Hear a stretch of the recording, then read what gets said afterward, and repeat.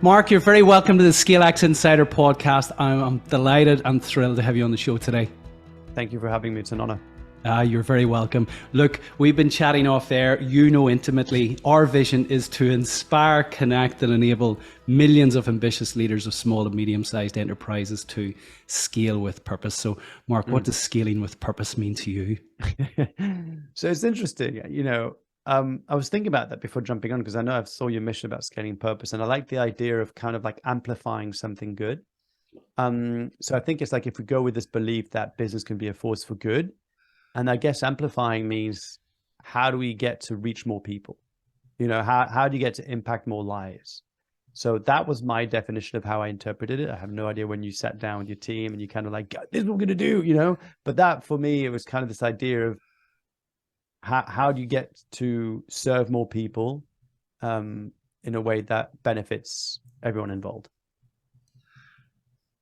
I love that. Amplifying something good, serve more people, and increase your impact. So I know you have focused a lot of your work previously on supporting those who are struggling with purpose as a concept. And what would you advise to people who are struggling with this? It's the word of the day in business, and a lot of people are wandering around kind of, where will I find my purpose? But what would you say to our listeners who are struggling with this as a practical step forward in terms of actually just finding meaning in what they're doing?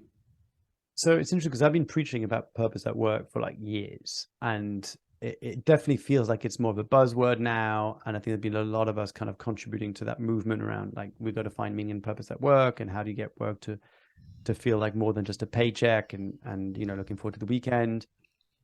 The thing that I'll say, and I talked about this in my TEDx talk that I gave in 2017, and that is, I think where most people go wrong when it comes down to purpose is this mythical belief that purpose needs to be this like huge, epic thing of proportion. And that can be really overwhelming, especially when we're feeling stuck, right? Like when we're just barely getting to work and just going, I'm just not feeling it. And I don't know what I'm supposed to be doing. I've heard about this thing about do work you love and love work you do. And when you find the work you love, you never feel like you work another day. Like all these memes that are great, when you're on the other side. But as you're in the trenches, it just sucks because you're just feeling like, what is wrong with me? Like I think a lot of people feel stuck in this idea like there must be fundamentally something flawed about me if I can't, come up with this one-liner, right?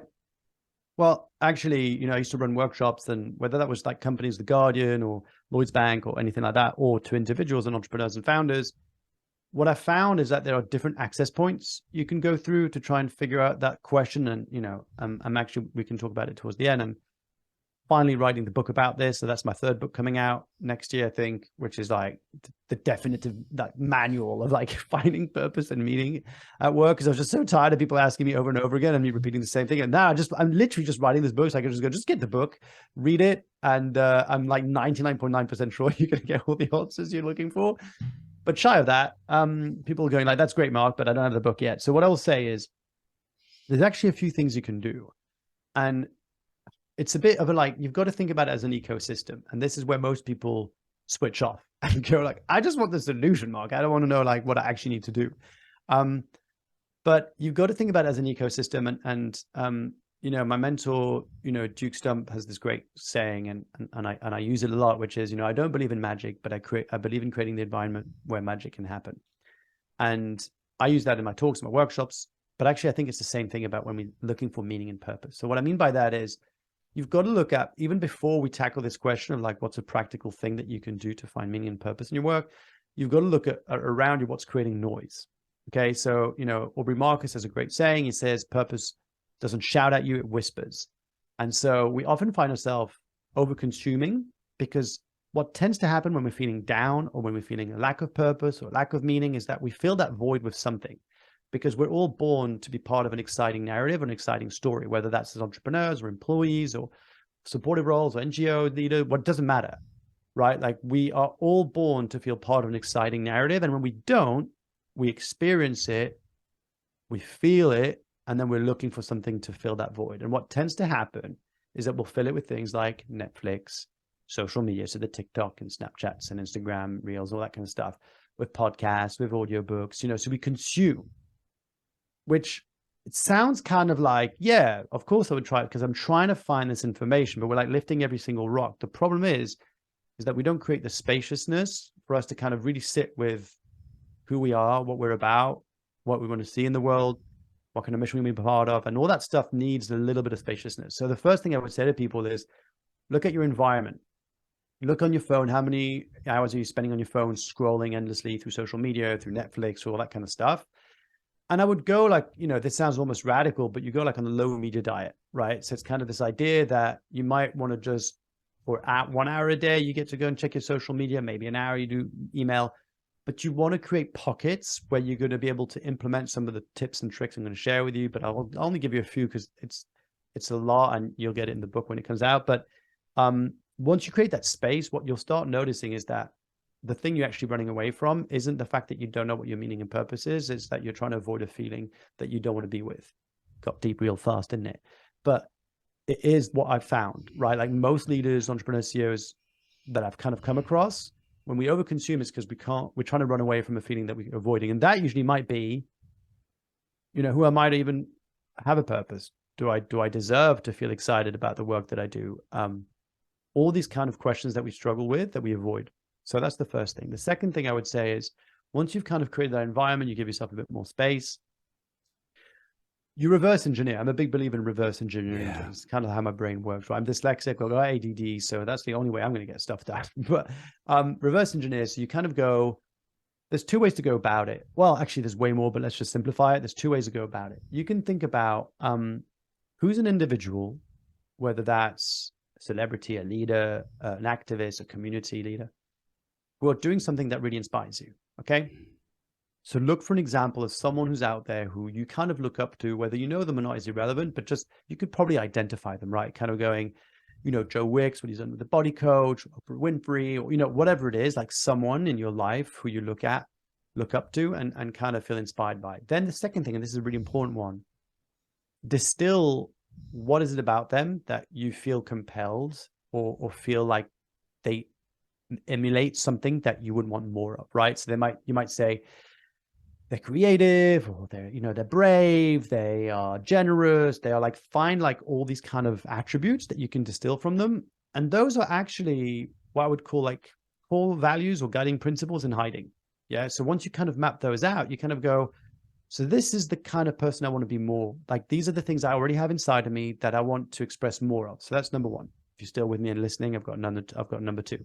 Number two is look at brands, companies, organizations, charities who you feel compelled, again, to either buy, donate, be part of, and get really excited by.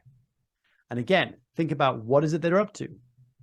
Usually what you'll find is that they'll have a common theme. They'll have a common theme, things like, I don't know, for the sake of this conversation, I'm going to guess that most people listening are kind of purpose driven. So you might, think like things like Finisterre, Patagonia, Octopus Energy, like all these kind of brands who, have a mission at the heart of their operations, but all for profit as well, like Tony Chocolonely, like distill those values that you find in those things that you would want to be part of in some way. And as you go through this process, what you're going to realize, I'm just going to give you a bit of a spoiler alert, you're going to start realizing oh, but this is nothing dramatically new than you knew of. But what happens, you become more aware of them.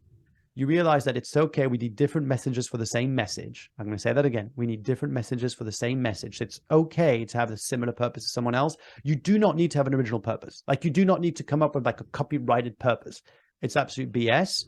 You can absolutely look at somebody else's purpose and go, you know what? I like that. And I'm going to be part of that mission, because the metaphor I use is Star Wars. For those of you who know about Star Wars, and for those of you who don't know about Star Wars, the Goonies is going to be a really short metaphor. So bear with me. I'm going to alienate all Star Trek fans in the next 10 seconds. But the idea is there's a scene in Star Wars, right, where they're trying to attack the Death Star, which is the metaphor for the dragon that they're trying to slay.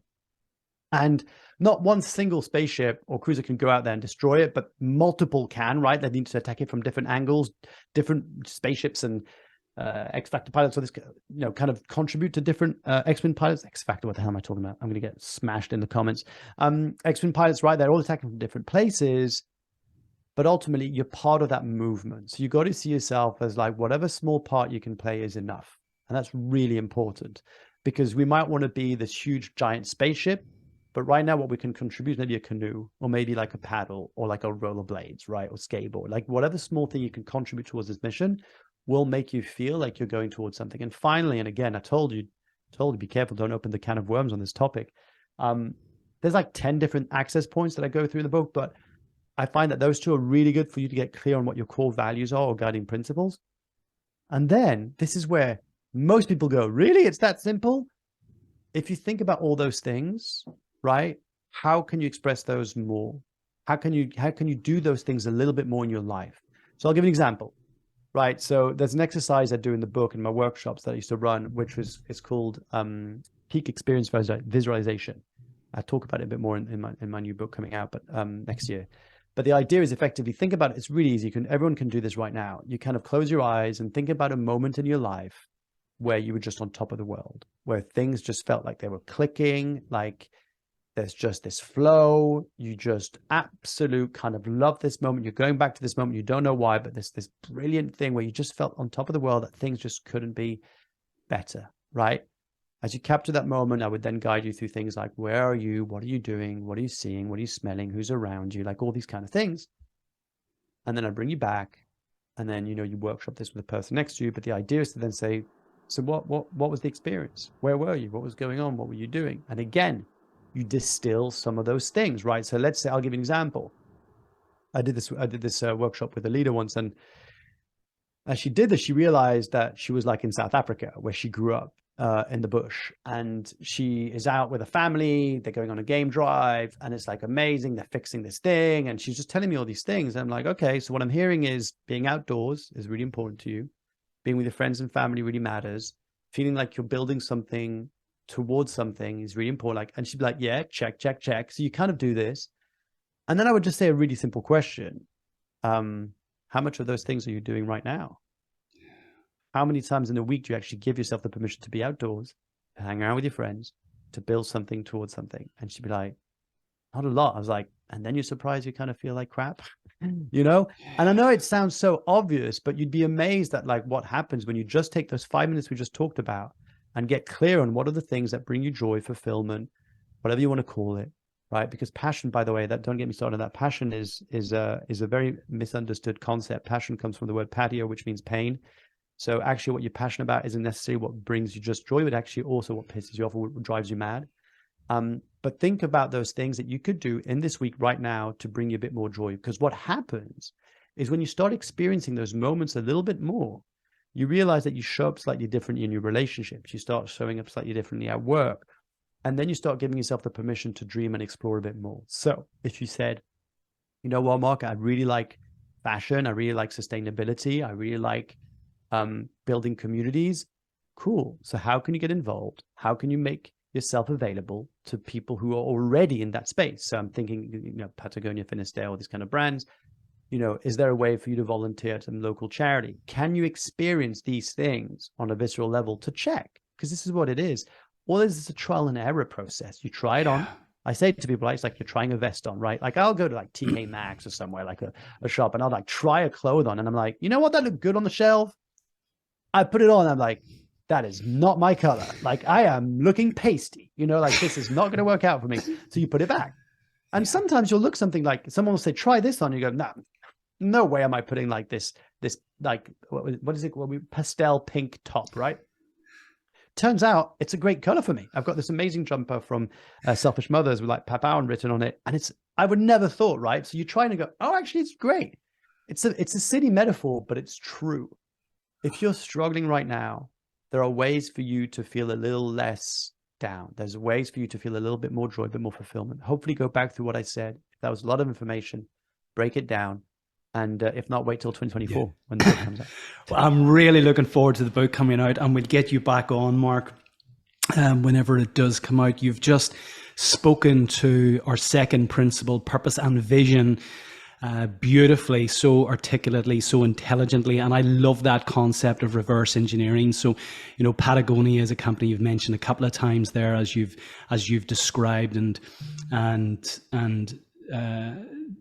dived into purpose.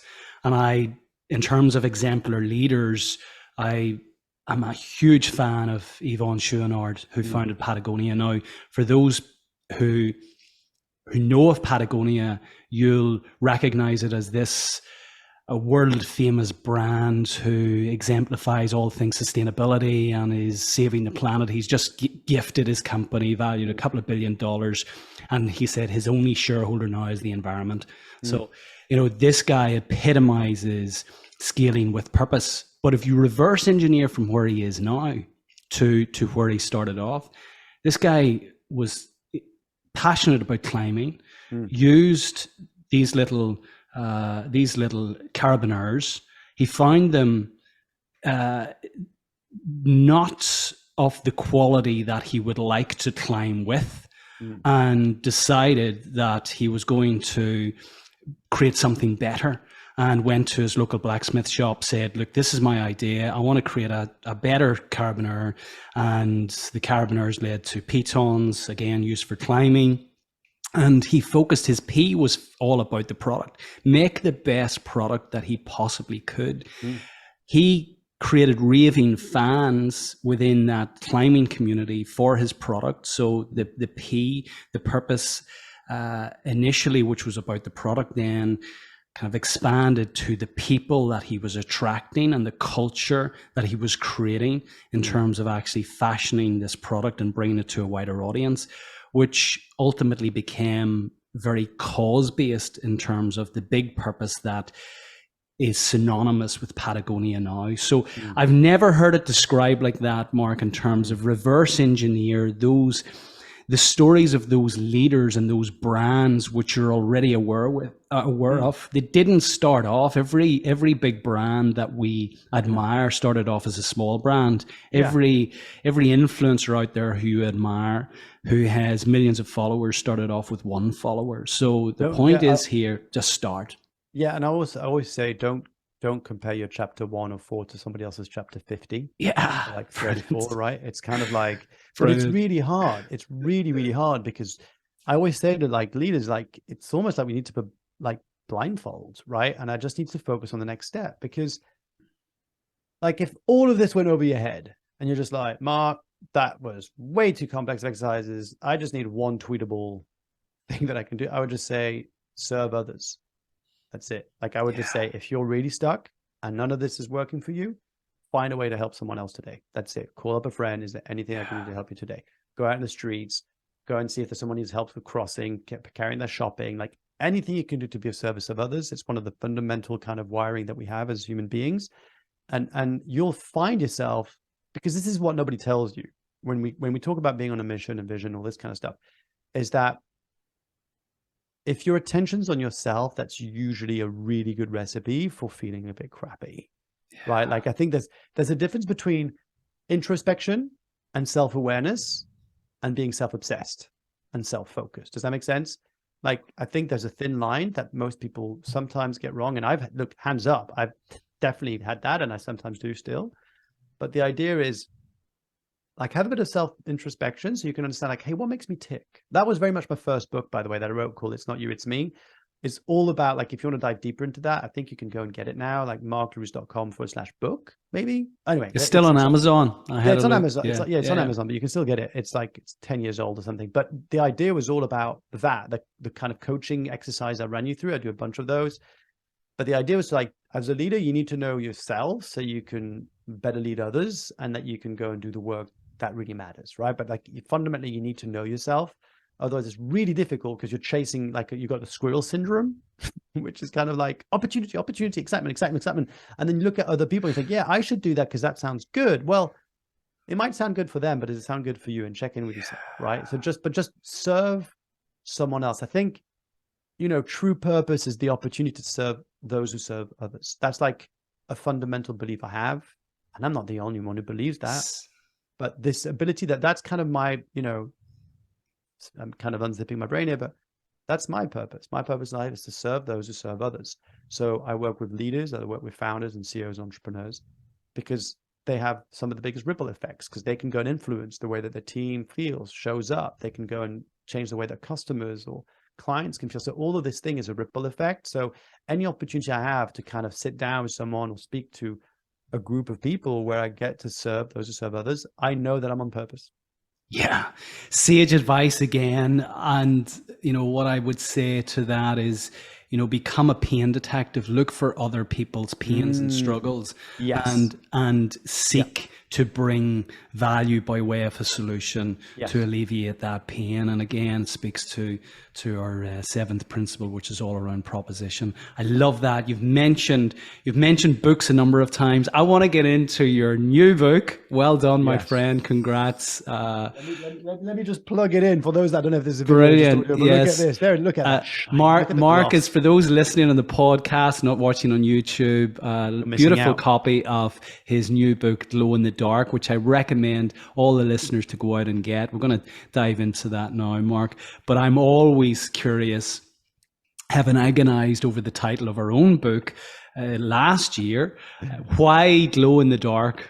Yeah, I love that question. Thank you for asking it. So, honest truth is, this book had many, many iterations of the title. So, for those who don't know anything about traditional publishing, I'm just going to make it really quick. There's kind of three options you have if you want to put your book out. And I'm oversimplifying it. I recognize that, but you think about a scale or a spectrum if you want. On one end, you've got self-publishing. That's when you do everything yourself. You outsource an editor, you outsource someone who's going to do the copy and book cover and upload on Amazon yourself, like all this stuff, right? Like that's on one scale, which is what I did for my first book. The first book I did self-published. And then on the completely other side of the scale, you've got traditional publishing. That's when you go into a book deal with a traditional publisher. Now you could break them down into independent publishers, traditional publishers, doesn't matter. Just traditional publishing means you effectively sell the rights to your book to a publisher and you get royalties in return and you get prestige and ego boost, right?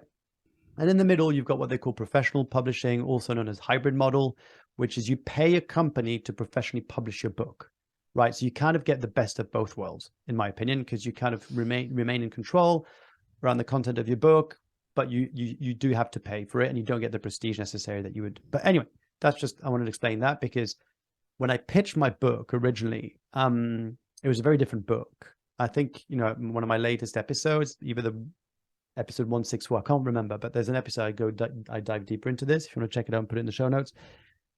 I originally wanted to write a book to help entrepreneurs overcome imposter syndrome, entrepreneurs and leaders to overcome imposter syndrome, right?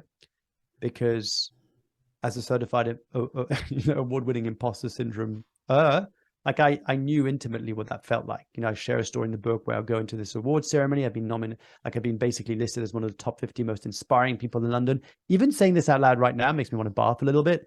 And I go in this room and like, what the hell am I doing here? Like, what have I done to honestly be amongst all these amazing people?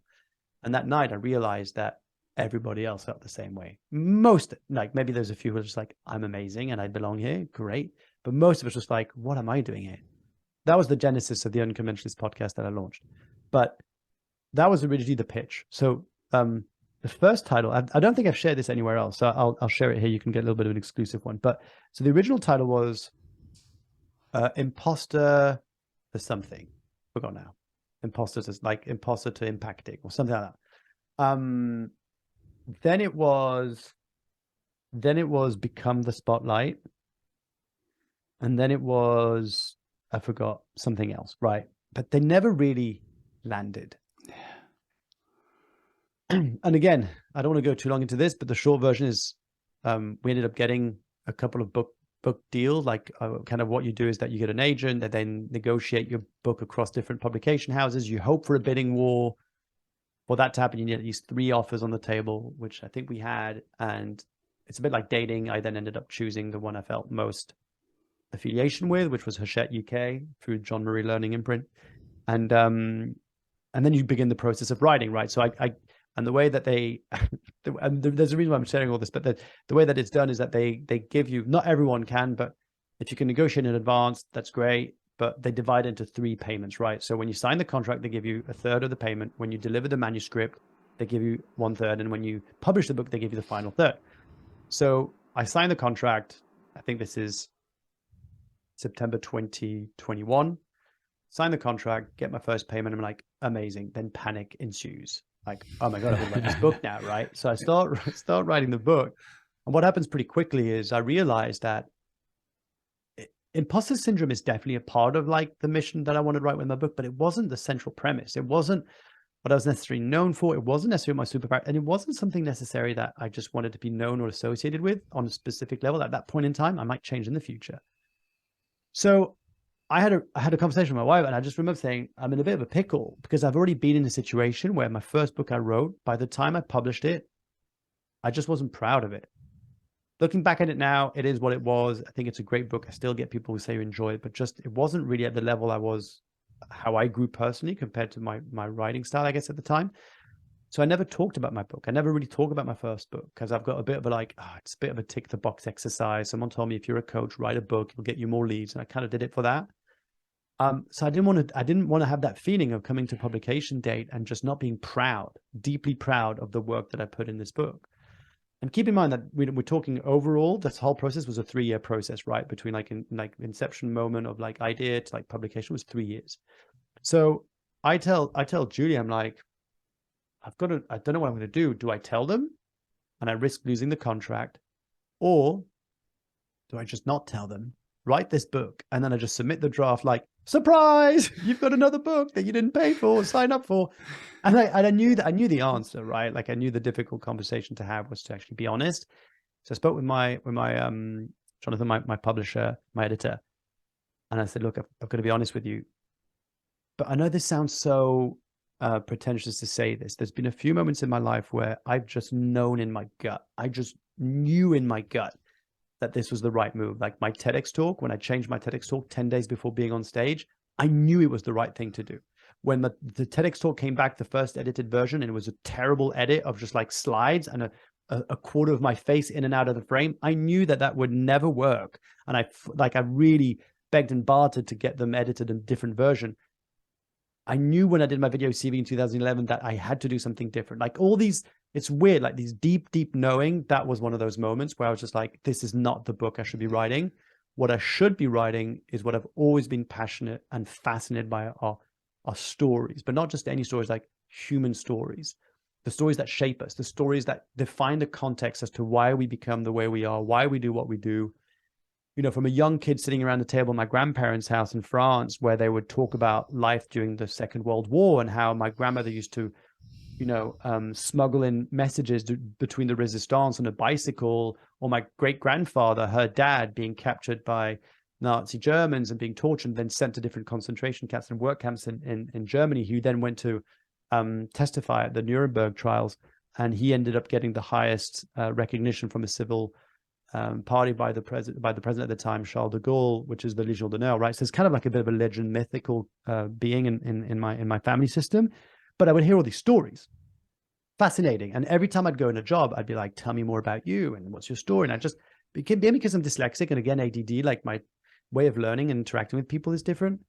I knew that, and through my podcast, The Unconventionalists, I sometimes helped guests for the first time unpack their stories. I'm thinking about my friend Tony Riddle, for example, the natural lifestylist. Yeah, love his work. Came on. So it's crazy, right? Because when he came on my show, he had like 2,000 followers, and he was like the first time he was really, really honest about his story on my show and stuff. So I often use him as an example of like, look what happens, So I'm unpacking all these people's stories on my podcast. Some people I see who have huge influence. One of the common traits is that they will have a really, really powerful origin story, right? And some people say, I don't see him. I would ask them like, have you ever shared the story before? And be like, no. I'm like, why not? Like, I don't think it's relevant. I don't see why people would care. I don't like fill in the blank. And I knew because I would get emails from people's DMs, messages, comments saying that really inspired me. That helped me to do X. I bought their book. I bought their program. I joined their. So I'm sitting at this intersection, right, between the power of personal narratives and storytelling, if you want, and the impact and connecting with the audience. And I'm going, why aren't more people doing this? So that was kind of like the question that I wanted to answer through writing my book. And I spoke with a whole bunch of entrepreneurs, business leaders across different industries. I went back through the conversation with my clients that I worked with one-to-one to help around the work of unpacking their stories to better connect with the audience, inspire trust and build action. And that was the book. And the original title of the book, and I might use this still one day, but the original title of the book was "If Only You Knew Me." That was the I original love title. that too. Yeah, because it was really that's basically like the level deeper. When I would ask people like, why is it that people, why you're not sharing your stories? That we have, all of us have a deep fear, and I talk about it in the book, as you know, ingrained in us of being rejected, of not fitting in, of standing out, of all these things that would make us not lovable.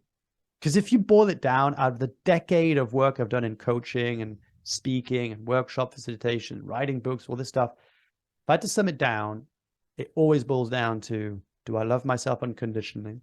And am I lovable? That's it. Like, it doesn't matter. Everything else is just fluff. But when you come back down to it, those are like the fundamental questions. So I wanted to answer that. And that's where in the book I talk about the 10 story blockers, right? Well, let's get into this, right? Okay, because you've a beautiful line. Oh, before we do that, sorry, just before I keep on talking, I just want to say, glow in the dark, because that was the original question before the 10-minute spiel I just gave you. So the title "Glow in the Dark" came.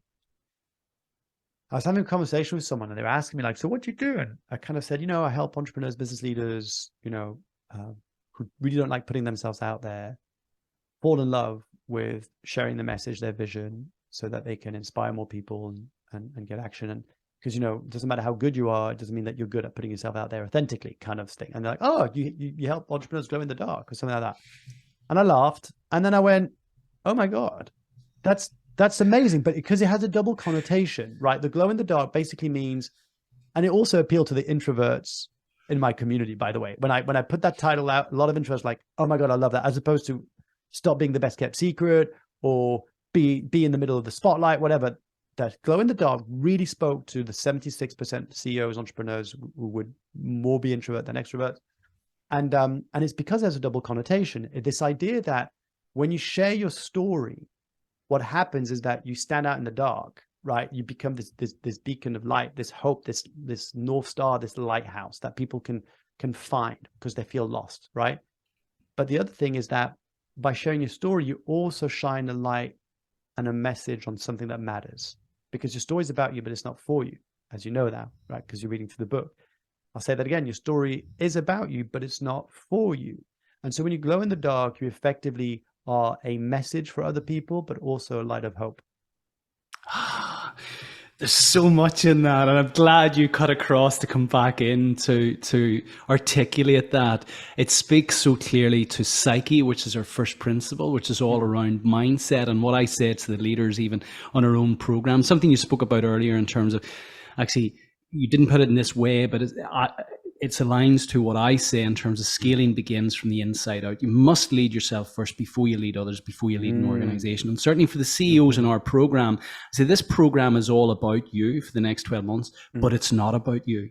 Yeah. We're literally, we want to work on you to help you work on yourself. So ultimately your team will benefit, the organization will benefit, and ultimately the consumers, the customers, the clients of your wonderful product or service will benefit. And that's about you getting over yourself. And that's all about mindset. And I want to pick up on, we'll riff for a while on a couple of those different things, because imposter syndrome, our listeners will be aware of this, but we'll come back to this in terms of what it actually is and how we overcome it. Because if I then put this in context of what you've just said and why it's so critically important, less than 1% of the small and medium-sized enterprises out there, of the 5.7 million in the UK, of the 400 million globally, are actually achieving scaling. And lack of ambition of the leader is cited as the single greatest impediment as to why they're not scaling. Now, when you start to unpack lack of ambition, imposter syndrome is buried in there. It's fear of putting themselves out there. And you have a wonderful line at the start of your book, and it comes after you share your own story. Instead of rejection, I got connection. From shame to service, I went from striving for applause to working for a cause. In that moment, I understood that when it comes to business, people need to trust you and to feel seen, heard, and understood in order to want to do business with you. And nothing achieves that outcome faster than being honest about your story and sharing why you do what you do. And from that, I just love that. The hairs go in the back of stand in the back of my neck when I hear that line, from striving for applause to working for a cause. And you went from standing on that stage, appealing to people to support this cause, your team went on to raise 2.8 million euro for men's health, which is an amazing scaling story in its own right, and enroll 110,000 fundraisers. So let's unpack this then. Why do you believe that our story is a business leader's secret weapon of success? Yeah, wow. It's interesting to hear what lines stand out for different people. And as soon as you started reading that, I smiled, because it's weird to say this, but you spend 3 years on a book and I kind of forget, you forget some of the lines that you write. I know it's weird, but I kind of go, yeah, I believe that. That's true, right? So I think you've got to first identify, like, what is it that you define as leadership? Okay. That's a whole other conversation. It's a whole other topic. Then that's book number 4 coming out in 2025. But the gist of it, right, is, and I didn't come up with this, Monty something, the ex-CEO, co-CEO of Chipotle came up with this, but I love this so much. He says that leadership is our highest calling. And he goes into explaining it's this ability to kind of serve others, to be their best selves and unleash the full potential of others, right? So you've got to think about what is your intended outcome as a leader. So if you're in a traditional sense of the leader, because I believe that everybody in an organization is a leader, leadership is not defined by your job title or years of experience, but rather by an attitude. But let's say with a traditional model of leadership, right? Like, say, C-suite executive, CEOs, all that kind of stuff. You've got to think about what is your intention. If your intention is to fulfill the mission and vision of your company, to attract the best talent, and to make sure that everybody, is doing what they're supposed to and in the right positions, all this kind of stuff, and obviously taking care of cash flow and P&L, all this stuff, it's very difficult to achieve that without being able to enroll and engage your audience when you talk. Right. If you can't grab the attention of people when it matters, it's really difficult to galvanize that, especially in your context of scaling. Because I would actually argue that, look, and there's a different school of thoughts, right? People think, like, why should we scale when we're doing great? There's like a great book called Company of One, which is a great book. But is it Paul Jarvis? Anyway, but I would actually say that it's selfish not to scale. Because your ability to impact others and serve others can only be determined by your ability to build a team and to reach out to as many people as possible. Because time on earth is finite, right? As we both know. So in that context, with that framework, being able to share your story authentically, and by the way, authentically is very, very different from one person to the next. I want to make that very clear. This is not therapy, okay? Like, there's a few conversations I've had on the back end of the book where, we've kind of confused the difference between being vulnerable and just sharing our emotions publicly. There's a caveat, right? There are certain, I talk about this, I don't remember open wounds. I talk about the open wound stories in the book, which I think are super powerful stories that can be turned into really compelling, impact-driven stories when they come from a place of a scar rather than just an open gash or an open wound. But the point is, if you have an ability to let people know who you are in a way that feels comfortable to you, maybe a little bit of a stretch, because what I find is that most people feel it enables people to pay attention and to follow you in areas and ways that you never thought were possible. So I'll give you an example. This individual comes to me and he wants to become a better speaker, a better kind of inspiring stage speaker. He's a consultant. He's working in companies to work with teams. And I do the exercise that you now know through the book. The book is based a lot on my work that I used to do on one-to-one with clients. I just scaling, right? When I talk about scaling purpose, my book was me literally scaling the work that I was doing. Because I was doing one-to-one work and it's costing £15,000 to £20,000 to work with me. And I understood that not everybody could afford that or, be able to invest that much, but I wanted it to reach as many people as possible. This book, at the time of recording this, is $14.99 and it sometimes goes down to $11.99 on certain websites. Like, I want someone to read this book and a year from now come back to me and say, I would have spent £10,000 easy for that book, because that's just how much value I got out of it, okay? So back to the story. So this individual comes back to me and says, look, I want to get better. I'm like, cool, let's sit down. So we start doing the work, unpack his story. Incredible achievements, right? From a young age, he wins golden disc as a choir boy. He competes for Team GB under like whatever, he then goes into the army, becomes like a highly decorated Secret Service kind of like, not Secret Service, what they're called, Special Forces kind of leader, all this stuff, like superhuman, right? And there's something that doesn't fit right with me. Something that I'm just like, there's something off, because I'm not relating. I'm not connecting in any way, shape, or form to this individual that when he shares this story. So I dig a little bit deeper, and I hear a story about when he was young. And I was like, "How was your household? Like, how was it growing up in your house? Tell me a bit more about that." And he starts telling me that basically he had a father with substance abuse, who had very heavy hands, and it was a violent household. And he often found himself to put himself as a shield in front of his mum and sister.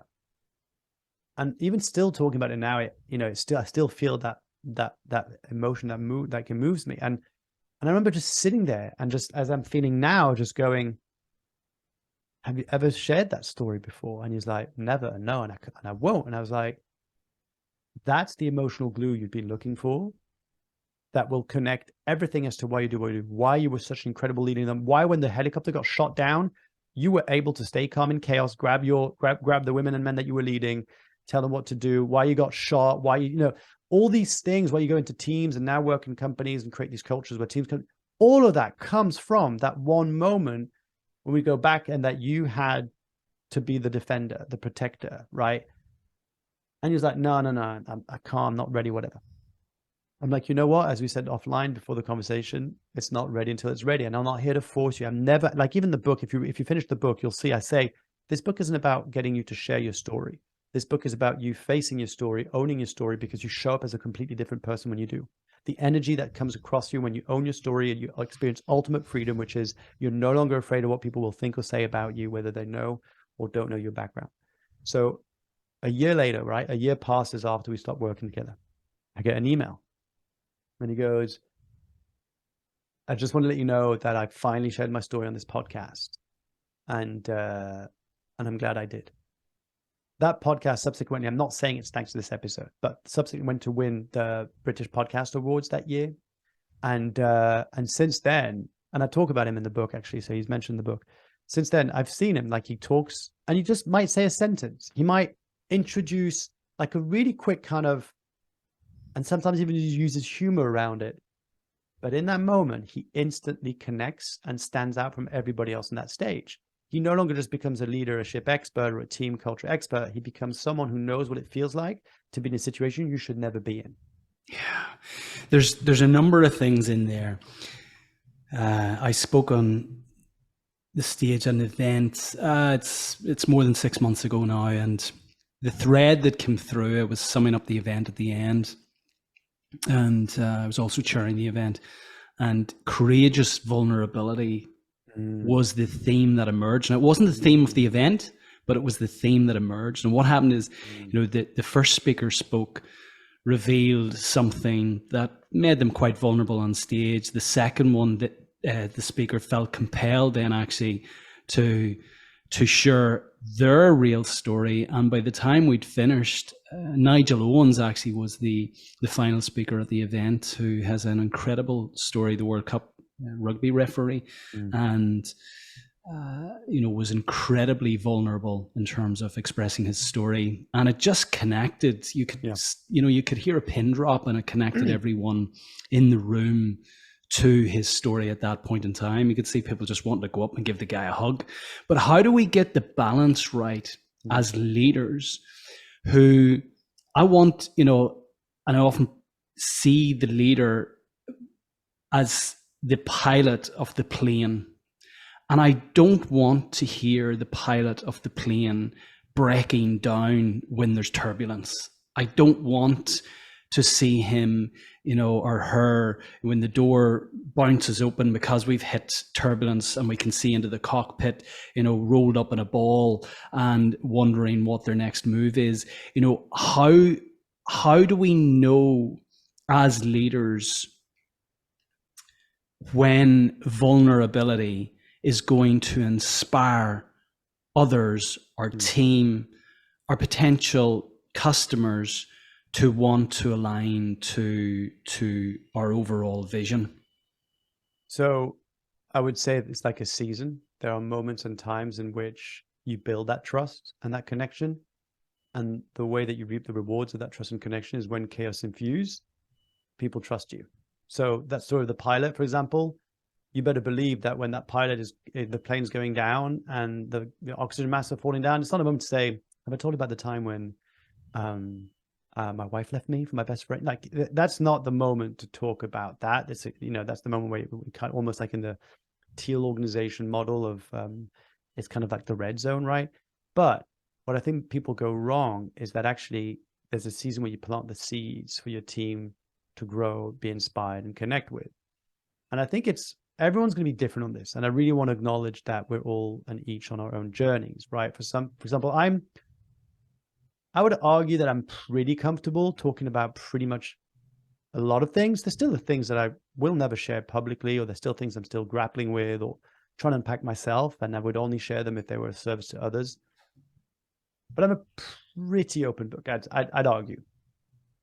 For someone else, it might be because of various conditioning, right? Cultural upbringing, religious background, wherever you grew up. It can really dramatically impact the way that you approach the topic of vulnerability and authenticity. So I just want to caveat that conversation with that awareness that everyone's going to be on their journey and it's totally fine. Your moment of truth and vulnerability may feel to me like I wasn't a lot, but actually to you could be a mountain.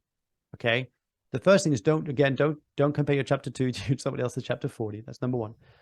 Number two, it's kind of like you've got to think about reverse engineer. What's the intention of when you're going to talk? So in the book, I talk about the different contexts, right? I don't know if you remember that model where I talk about context, platform, audience, message. I don't know if you got into that, but I talk about a model that is really helpful for leaders to understand which stories are most relevant depending on which situation you're in.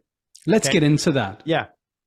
Cool. So one of the big issues I've had a lot of people come up to me before I write the book was, I've got a lot of really like, either it's, we're not going to get into the whole 10 story blockers. You can go through the book for that. But like someone might say that I don't see how my story matters. I don't see why anybody would care. Right. Like, so that's like one of them. But another one could be, I've got too much. Where do I know where to start?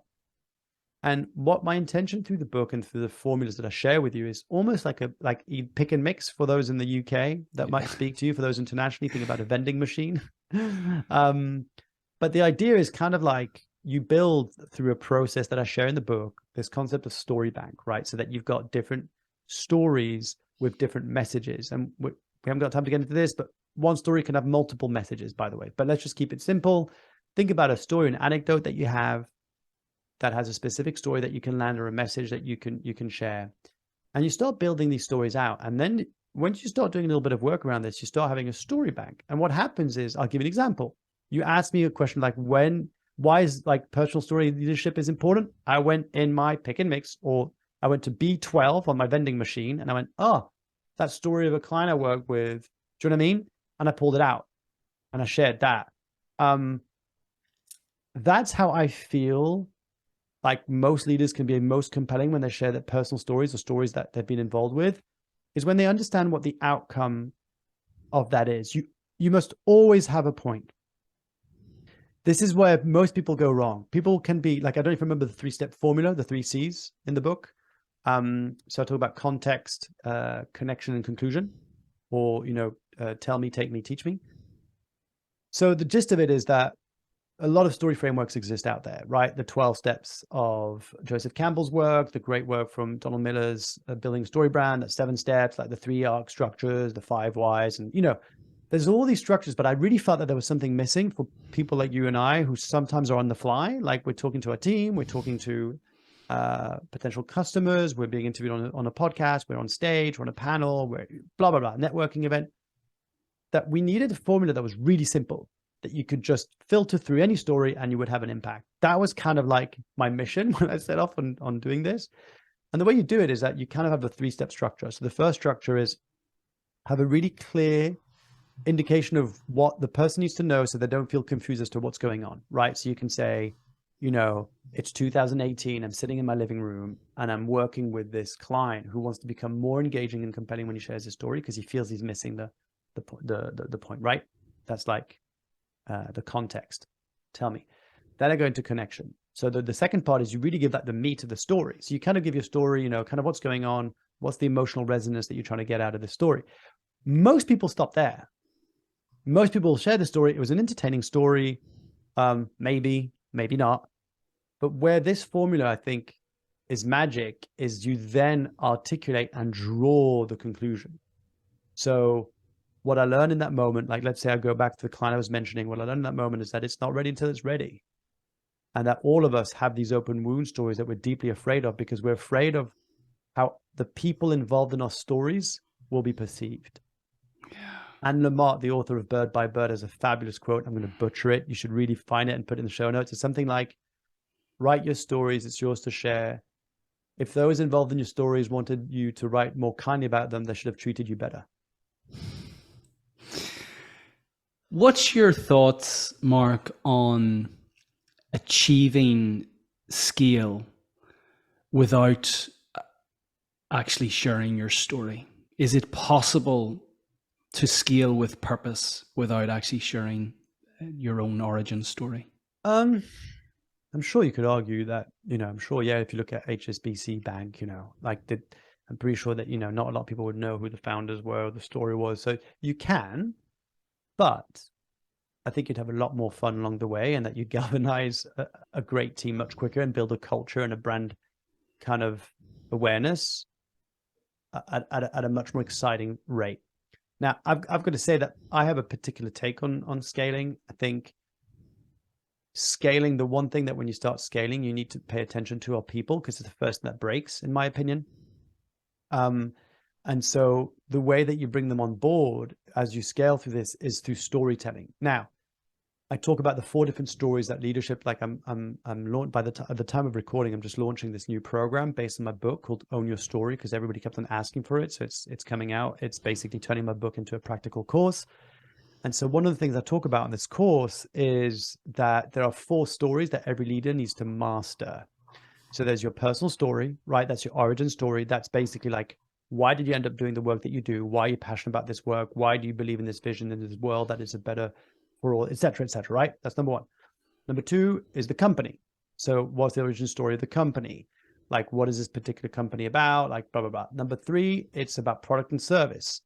For example, did you hear me just said like, oh, I'm launching this course called Own Your Story because people have been asking for it for me to turn my book into a practical course. That was in that one sentence. That's the story about the product that I'm launching, right? And then number 4, it's customer stories. So how can you share stories, which as I did throughout this podcast, if you go back through it, you've probably heard me share a few examples of people.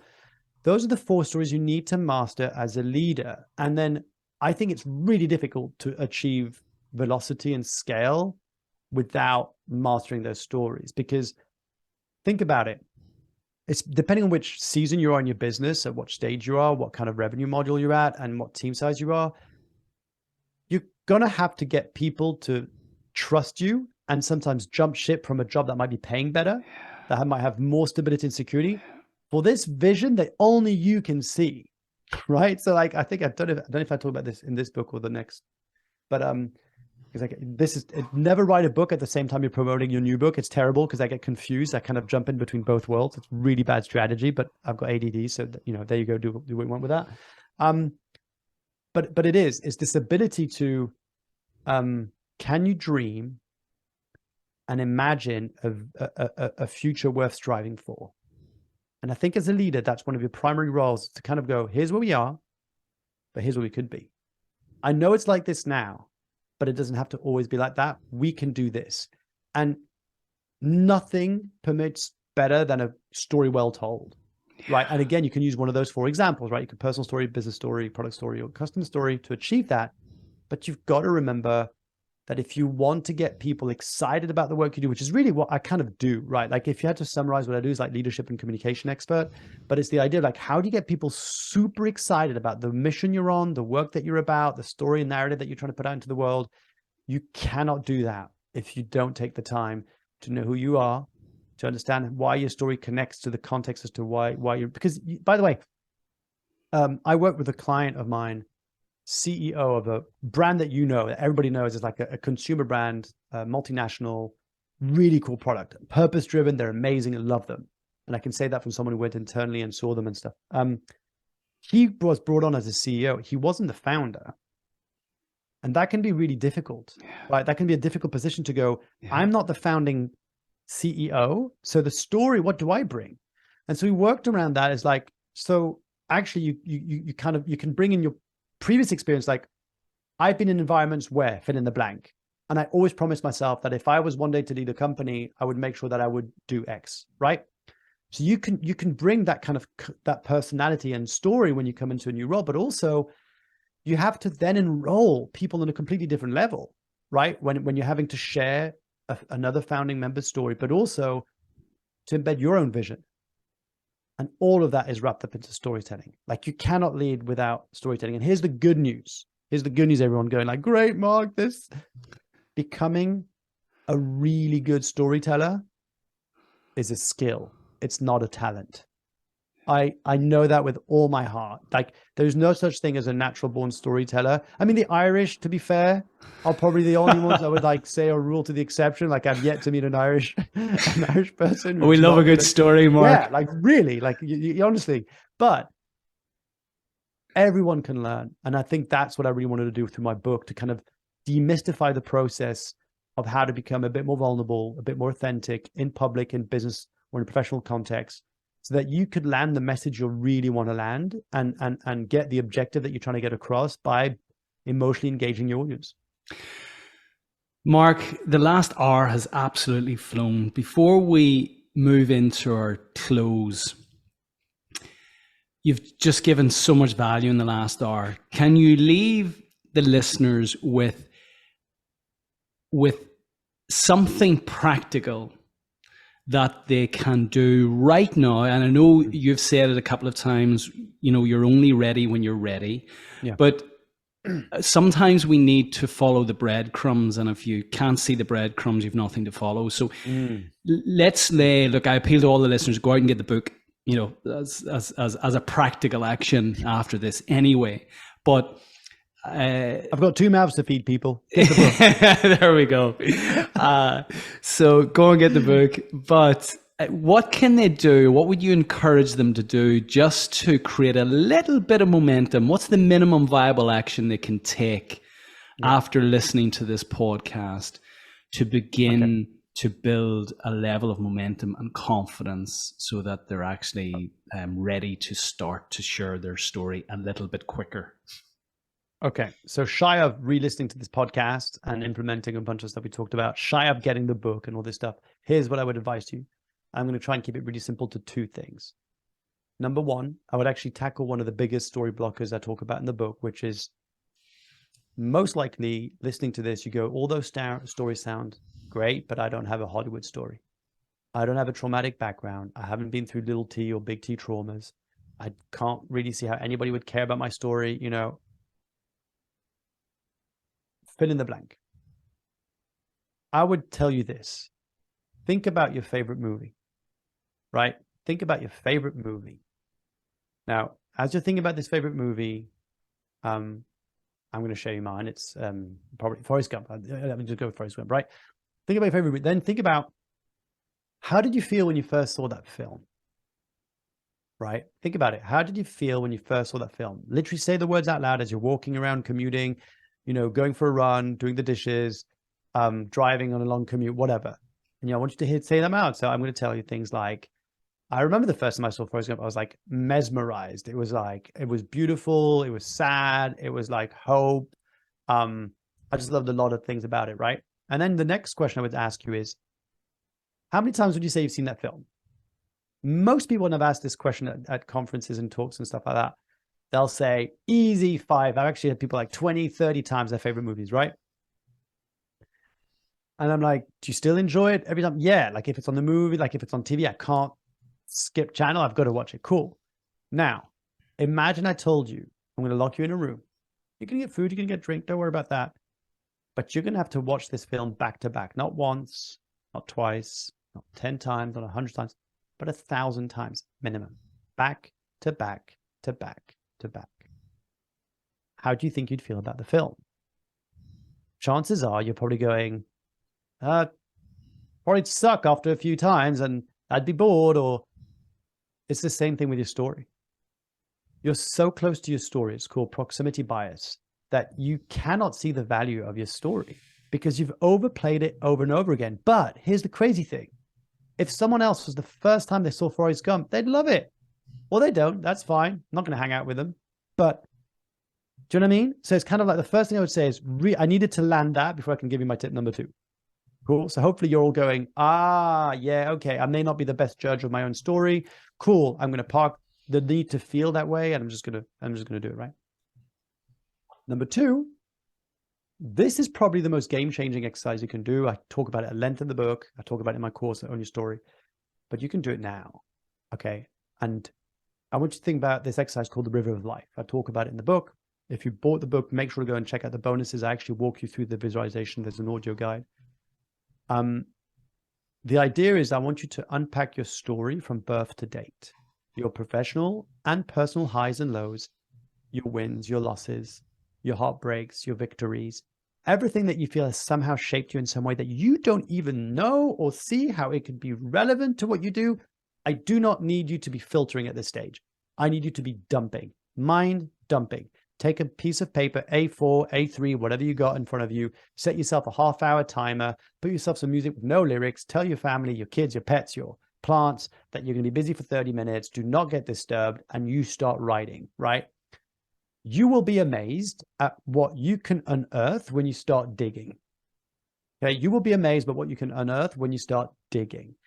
What happens then is that you've got this big pile of mess, right? You've got all these different stories, but that is the foundation of everything else, because until you do that exercise, you don't know what you've got in your pantry. It's a little bit like if you need to make a recipe, you need to cook, but you don't know what you've got in the fridge. You take everything out, you see what's out of date, what's good, what could go well together. I use the metaphor of the story of my nephew with the Lego bag that my brother and I used to play as kids, that it's all over the floor and he picks up pieces and he builds these amazing structures. It's the same thing. You cannot do the work that matters if you don't take the time to unpack all your story. Cool. So that's what I would do. Because once you do that, the little bonus tip, because I said 2 and I lied because I knew there was a third one coming. The bonus third step is look at those stories and look at one of the stories that you may not have shared before, but you think might be relevant in some way, shape, or form as to what you do. You may need to crowbar an explanation. You might need to bridge. But I would take that story and I would use the formula I shared with you previously on this podcast of the 3 C's, the context, connection, and conclusion. Unpack that story and try it out. See how people react. See how people change, because what most people don't want to hear is that your story sharpens as you share. And that's the hard truth, and it sucks because we all want to be able to be perfecting it in our labs, in our homes, comfort of our home. And no, it's going to get better. And as you know now, and read the book, I used to hang out with stand-up comedians in South Africa, including Trevor Noah, right? So I used to know Trevor Noah back in 2008 before he became this superstar. And I saw him practice over and over and over again at small gigs. I'd bump into him at like political rallies where he would getting paid to introduce like the Premier of Gauteng or something. And I saw that that's how they became amazing for 10 minutes or 20 minutes or half an hour, because they kept on sharpening their sword. They kept on practicing and getting better. What most people don't want to hear is the same thing with your story. Like right now, I can drop stories and tell them, hopefully in a pretty compelling way. Like I'd like to think that I can tell you a couple of stories that are impactful, but I've shared these stories a bunch of times in my book, with clients, on stages, on panels, you name it, right? It's no coincidence. So do not compare your chapter 1 to my chapter 40 when it comes down to sharing your story, but do me a favor. If you knew how powerful your story was, you wouldn't be sitting on it. There's a story inside of you waiting to be told. Someone somewhere woke up this morning needing to hear your story as to not feel alone and get a sense of hope about their future. You could literally be the difference in the trajectory of their life. I kid you not, the amount of times I've heard people say that to me, that I heard this story and it changed my life. You could be that one person. So don't be selfish. Share your story. Oh, brilliant, Mark. Brilliant. That's so impactful. And I'm going to be greedy. It's a tradition as part of our close, and you've been very impactful using the power of three today. So I'm going to ask you to zone out a little bit from the book. You've Yeah. such a rich history. It's such an incredible journey in your very young life to date with lots ahead of you. So can you share with our audience, Mark, three timeless takeaways? Oh, three timeless takeaways. Okay. Here goes nothing. Probably won't make any sense, but I'd say number one, no matter how terrible you think you are, no matter how bad you think you did something, or no matter how much shame or guilt you have about something, just please know that it's not as bad as you think it is. There is always a way out. There is always a way out. Never, never, and ever believe that a permanent solution to a temporary problem is a good idea. Like, I just wished more of us knew how much pain we were all in so we could feel a little less alone. So just know that in your suffering, it's unfortunately part of being a human being. It is part of life, but I just want you to know that. And in a weird way, I wish I was religious, because I think what religion brings you is this all knowing that you are loved no matter what, right? By whatever religious belief you're in. So I would give yourself that permission yourself to kind of go, and I have a mantra and I'll share it with you. I've never shared it publicly, but I'll share it with you. It's, I am light and I am darkness and both are needed. I am light and I am darkness and both are needed. So that would probably be like, yeah, number one. Number two, if anything, be of service to others. Like, you will find the greatest sense of fulfillment and meaning and purpose by, getting rid of the suffering for someone else, being able to be helpful, to be useful. Give yourself, well, no matter what that is, you have a gift. We all have a gift inside of us. I believe that the gift is your story, but in this particular moment in time, but really your gift could be just as simple as saying hello to someone and waiting to hear them answer. Generally wait for the answer to say, how are you? Really? Are you sure you're okay? Because it doesn't sound like just be there for someone could be more impactful than you could ever believe. And the third one, this is probably the hardest one for me to I'll say this because it's really hard for me, is that don't take yourself too seriously. When all is said and done, we're just a speck of dust in the time of history. So don't mess up the relationships that matter the most. And I can be really guilty of that. Sometimes I can be like so driven by wanting to impact millions of lives that I forget that I've got two little human beings that I'm a dad to.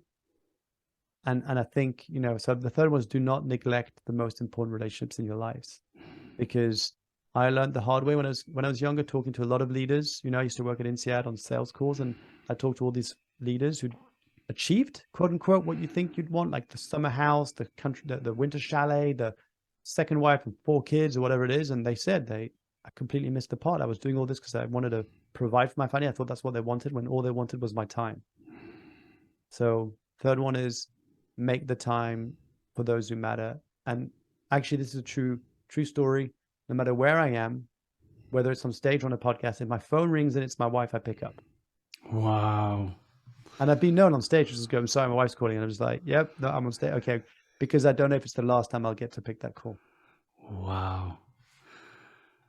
I wasn't expecting those three. It reminds me of something I heard recently. Money comes and goes, time just goes. And Yeah.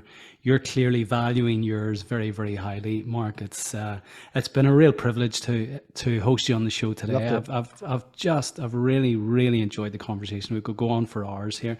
Looking forward to having you back. You've given the listeners a little teaser with your new book. Can you share us? I've got 2 books coming out. Can you share 2024, 2025. Brilliant. Share a little bit more. When are they coming out? Early 2024? Can we expect something? So I've basically got, the big project I'm working on now is Own Your Story program. I'm going to select a few kind of handful of CEOs and leaders to work personally with. Well, personally, they'll go through the program. We'll have weekly coaching calls in a group. And I'm really excited about that, to turn people's stories into a powerful asset that gets noticed. So that's like the big thing I'm working on. Then I'm trying to wrap up this third book, which is all about finding meaning, purpose, and connection at work. That should be out, I want to say Q1 2024. You know, touch wood, you never know with You've these made a kind of public things. commitment now. Yeah. So that should be out. And then if I still have any juice in me, I've got a fourth book, which I already know, which will be 2025, probably autumn. Oh, well done, you. Which will be about leadership and how to find your voice and unleash your inner leader. Oh, So, well done, you. Mark, if people want to connect with you, and I have no doubt they will, to find out a little bit more about your work and your program, where best to connect? you know, if you want to, what I love about this conversation, first of all, I really, really enjoyed it. I genuinely mean that. I thought Thank it you, was a Mark. really, really powerful, beautiful space that you held, and great questions, and I really enjoyed myself. It's not the case on every podcast, so I don't say this to everybody, I promise you. So if you enjoyed anything from today, if you got anything out of it, let me know on LinkedIn. Is pretty much the easiest way to contact me. Just send me a DM on LinkedIn or a connection request and let me know that you heard me here and what was your biggest takeaway. If you want to get a copy of the book, get bonuses, get access to the course and apply, that's glowinthedarkbook.com. And if you heard this and you're like, you know what, I'd love to get Mark in to come and talk at a conference or a company and just kind of inspire our people and just share city stories, then that's markleruste.com. Brilliant. Well, look, we'll put links to all of that in our show notes. Mark, once again, thank you so much for your time, your energy, and incredible wisdom today. It's been a real privilege. Thank you. Yeah, thank you so much. And the last thing is shout out to Jody Cook, who put us in touch. Absolutely. The wonderful Jody Cook. Yeah, so I got a big love and thank you. Thanks for having me. Real pleasure. Thanks, Mark. Take care.